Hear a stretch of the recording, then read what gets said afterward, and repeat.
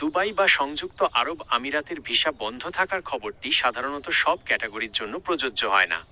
যখন বলা হয় ভিসা বন্ধ, তখন অনেক সময় নির্দিষ্ট কিছু দেশ বা নির্দিষ্ট ধরনের ভিসার, যেমন সাধারণ ভিজিট ভিসা বা নির্দিষ্ট অদক্ষ শ্রমিক পদ ওপর সাময়িক কড়াকড়ি আরোপ করা হয়।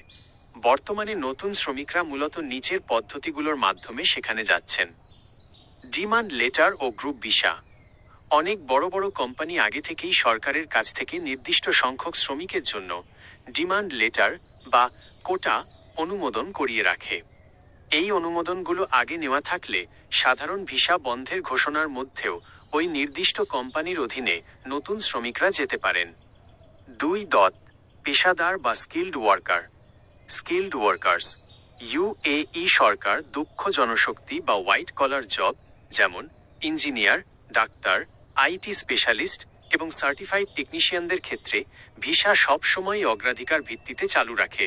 যারা নির্দিষ্ট কারিগরি কাজে দক্ষ এবং যাদের সার্টিফিকেট সত্যায়িত আছে, তাদের ভিসা সাধারণত খুব একটা আটকায় না। 3.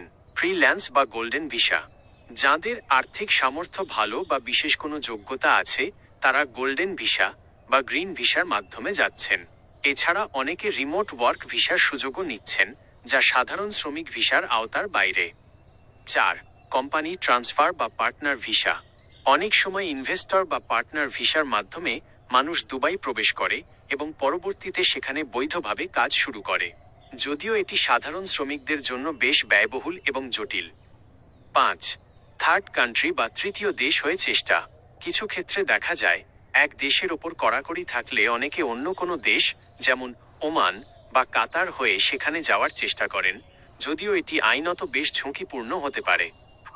একটি জরুরি পরামর্শ: দুবাইয়ের ভিসা পলিসি প্রায় পরিবর্তন হয়, তাই দালালের খপ্পরে না পড়ে সরাসরি অনুমোদিত রিক্রুটিং এজেন্সি বা সংযুক্ত আরব আমিরাতের সরকারি পোর্টাল, যেমন আইসিপি বা মোজ আরি থেকে বর্তমান অবস্থা যাচাই করা সবচেয়ে নিরাপদ। আপনি কি নির্দিষ্ট কোনো পেশার ভিসার ব্যাপারে জানতে চাচ্ছেন?